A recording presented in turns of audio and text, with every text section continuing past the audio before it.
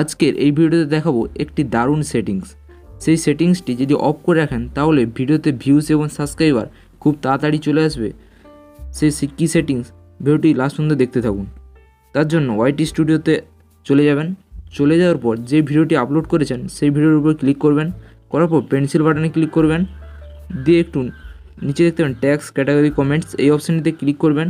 করার পর একটু উপর দিকে স্ক্রল করবেন, এখানে অ্যালাউ এমবেডিং, এই অ্যালাউ এমবেডিং যদি আপনাদের অন থাকে, এইভাবে থাকে, তাহলে এটিকে অফ করে দেবেন।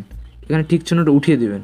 উঠিয়ে দেওয়ার পর এই এটিকে আপনারা সেভ করে দেবেন আর এখানে পাবলিক করে দেবেন। এই অপশানটিতে পাবলিক করে এখানে সেভে ক্লিক করে দেবেন।